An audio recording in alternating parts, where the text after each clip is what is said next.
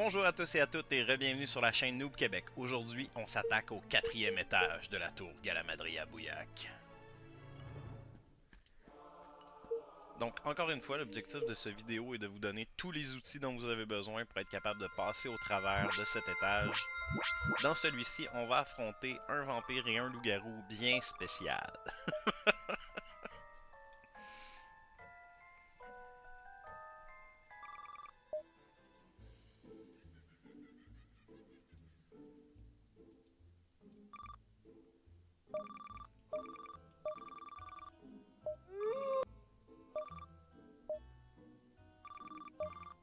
Bien spécial et d'ailleurs basé, je le soupçonne fortement, sur une certaine série de livres et de films qui ont fait polémique. Je vais vous donner un indice, leurs noms sont Eduardo et Jacobin.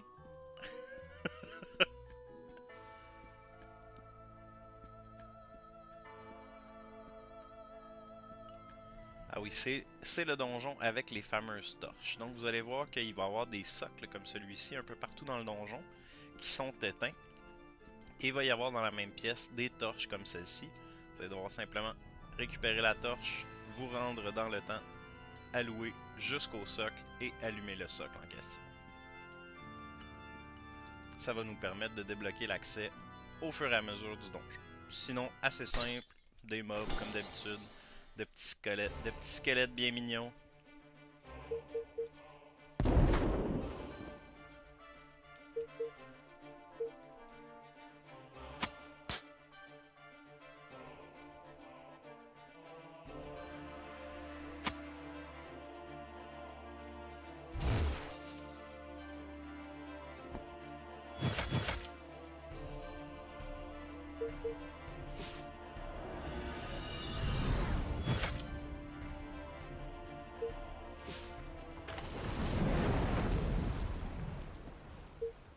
On va s'en débarrasser sans trop de difficulté, bien entendu. Les mobs sont pas la partie qui est faite pour être la plus challengeante du jeu. On se conserve ça pour les boss.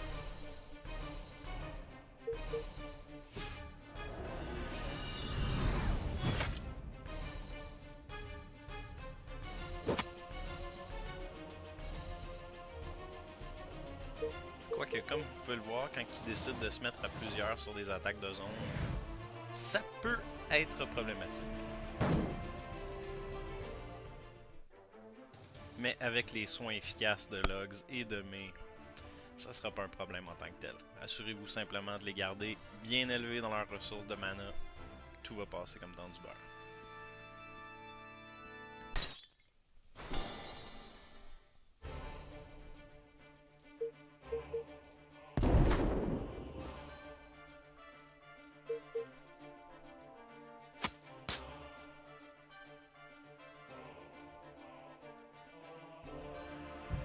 J'adore les animations des monstres.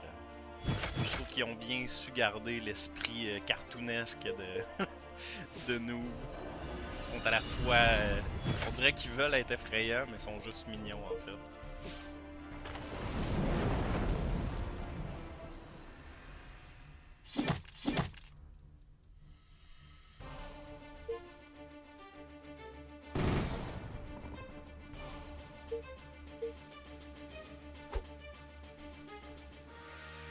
On s'attend de plus de flèches, et oui.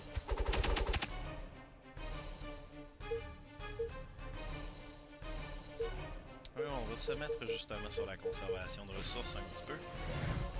Pas se laisser emporter. Lancer un soin de groupe. Et tenter de faire assez durer la bataille pour pouvoir régénérer la mana de Logs un petit peu. Ce qui devrait pas être un problème. Il leur reste quand même une quantité raisonnable de points de vie.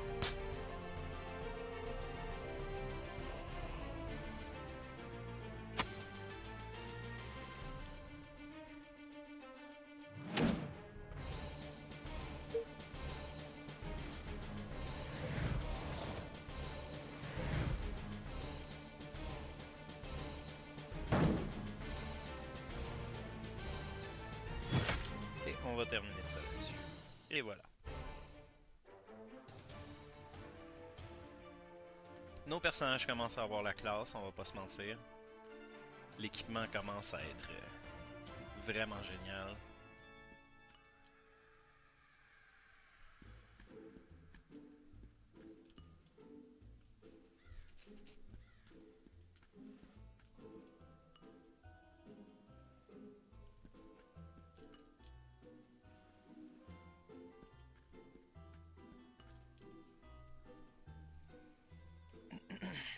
Ok, voilà, il va y avoir de plus en plus de socles.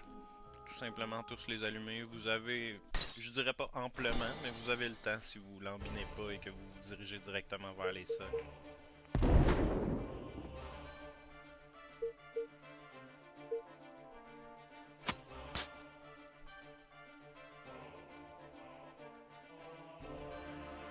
Donc si vous y arrivez pas, soyez simplement patient. Prenez le temps de bien visualiser où est-ce que vous voulez vous en aller. Vous n'aurez pas de difficulté.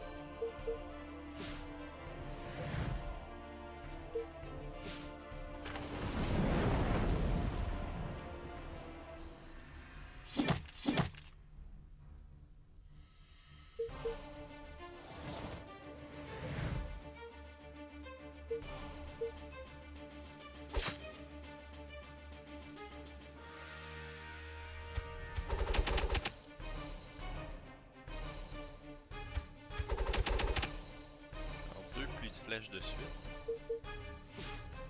Ça va valoir un petit soin de groupe.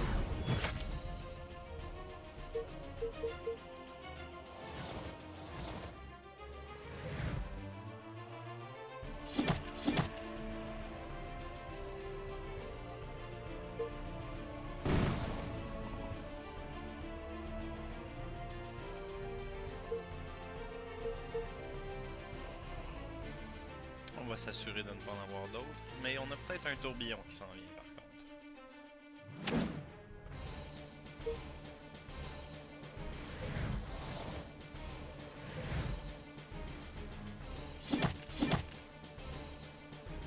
Parfait, donc on n'aura pas de soucis. On va terminer ça.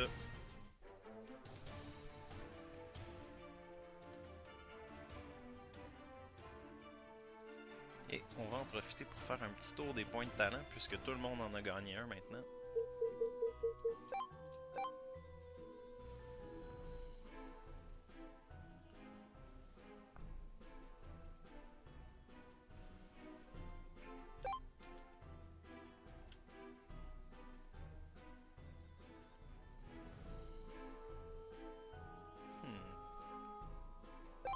Elle avec plus de résistance à la magie.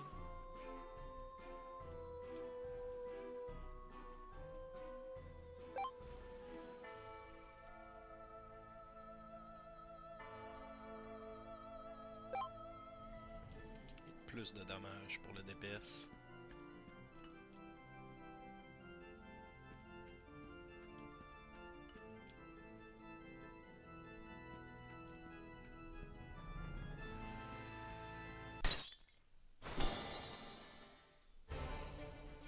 Et ça, c'est un conseil qui revient constamment, mais assurez-vous de toujours maintenir vos points de talent dépensés, d'avoir une vision d'ensemble de où est-ce que vous voulez vous en aller avec votre personnage.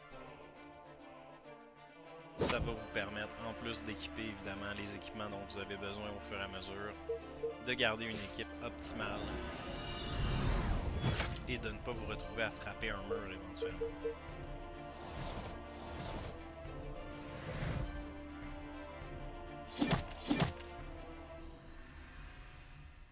Ils en ont après Log.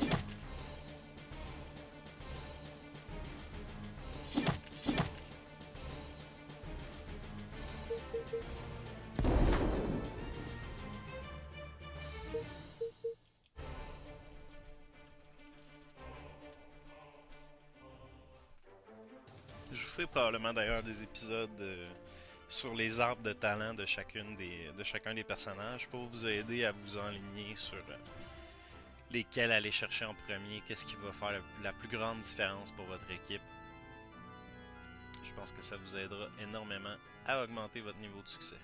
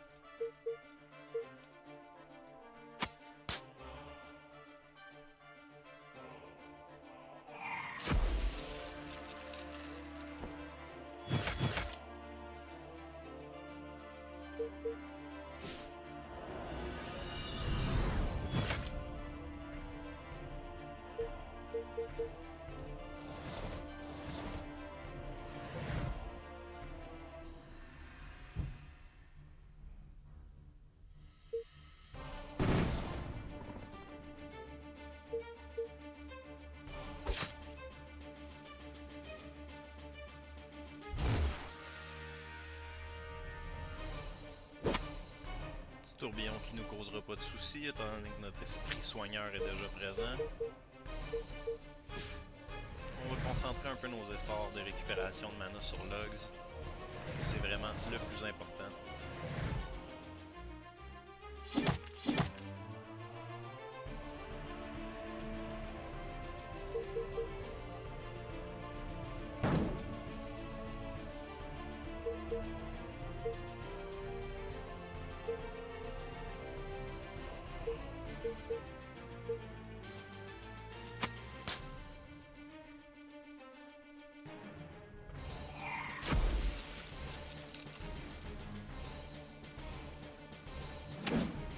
Vengeance.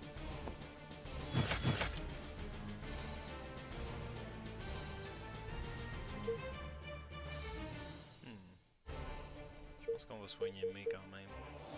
Juste au cas.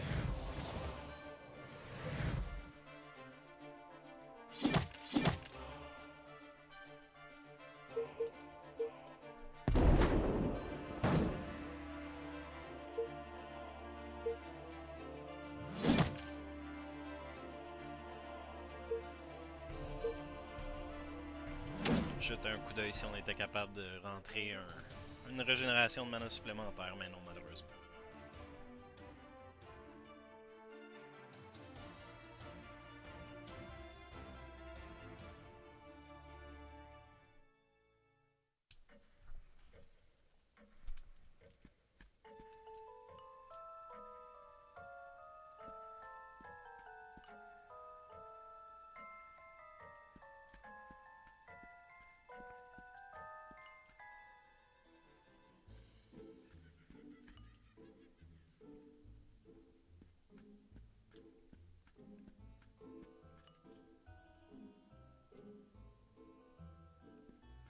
On n'a pas besoin d'affronter ce petit, donc après ce mob, on va se diriger directement vers Eduardo et Jacobin.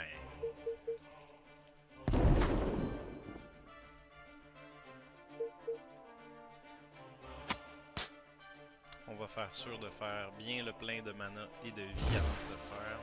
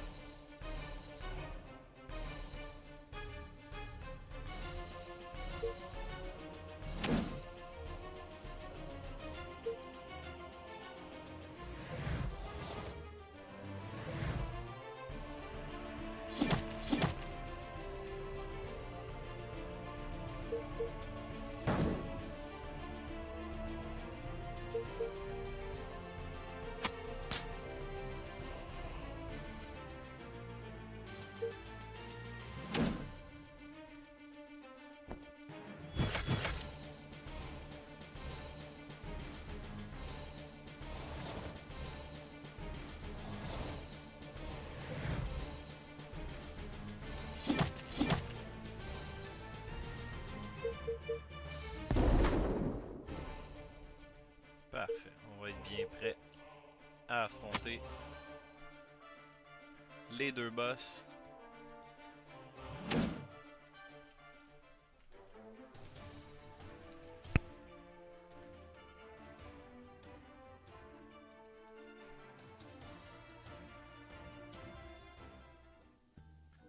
Évidemment, Jacobin nous présente ses abdos magnifiques.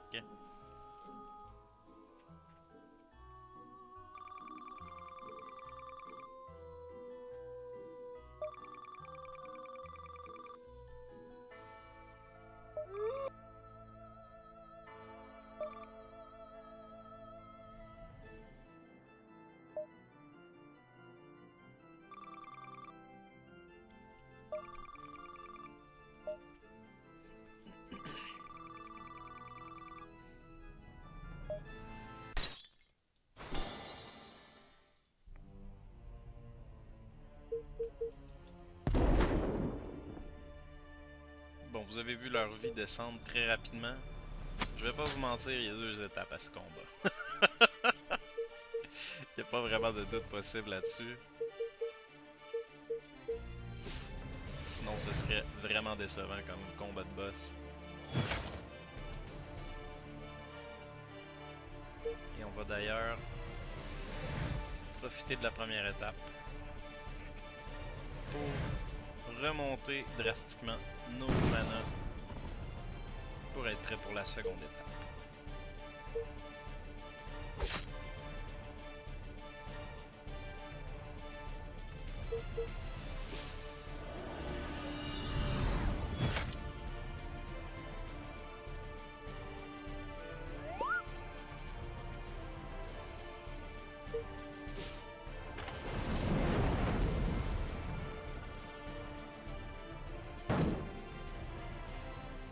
Et voilà, la première étape est passée sans trop de difficultés, mais c'est voulu ainsi. Ensuite de ça, ils vont puiser dans les forces de mana qui ne proviennent pas de l'essai arcane pour nous montrer leur potentiel de source en devenir.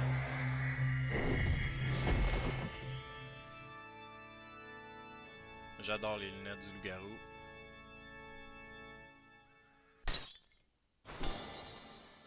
Vraiment cool. Est-ce que je peux les avoir pour mon personnage? Alors là, on voit déjà potentiel de points de vie bien plus grand.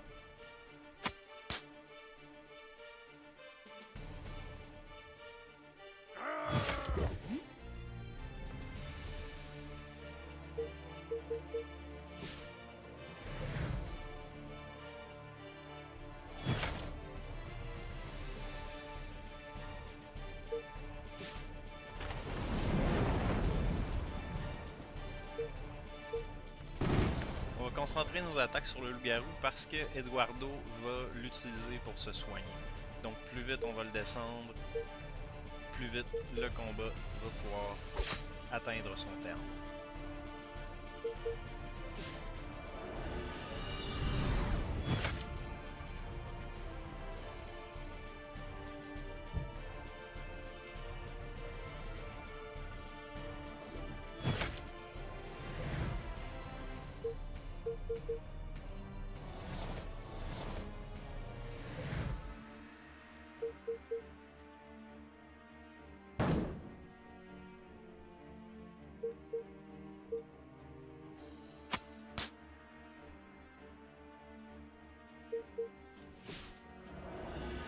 Et là, on ne va pas se gêner sur les attaques de zone, puisqu'on sait qu'il n'y a pas d'autres combats ensuite. Jacobin prépare une attaque. C'est une attaque qu'on peut interrompre, donc on va le faire un peu plus tard, dans le prochain tour.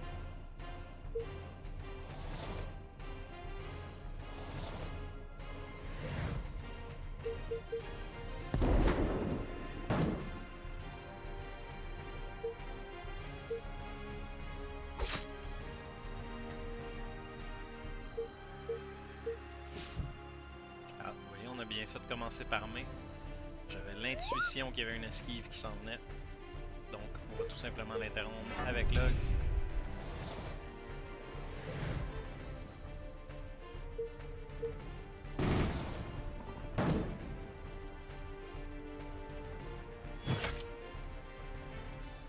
qui a été charmé par la beauté étincelante d'Eduardo.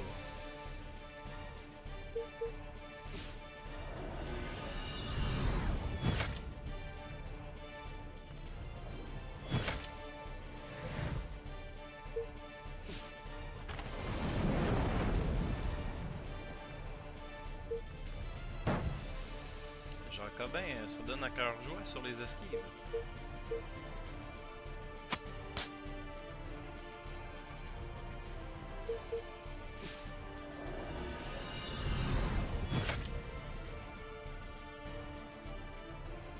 Et voilà.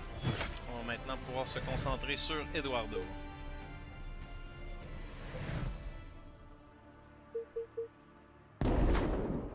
Qui va devoir s'en remettre à son habileté de drainer notre équipe pour parvenir à ses fins et survivre à ce combat. Spoiler alert, il va pas survivre au combat.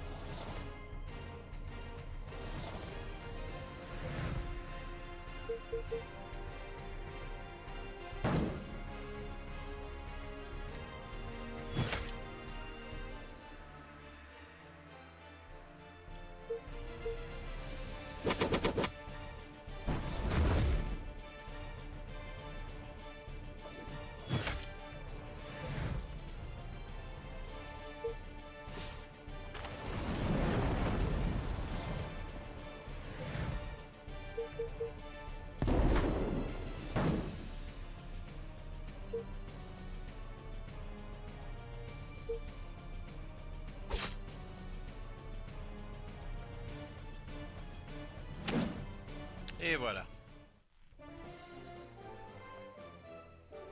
Leur règne de terreur et d'insomnie sur leurs villageois est maintenant terminé.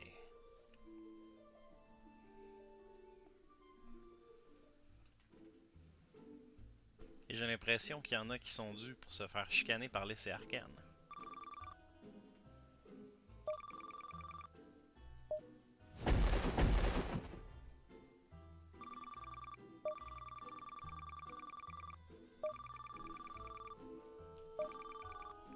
Et on va découvrir que ces deux êtres exécrables vont devenir les premiers sans âme.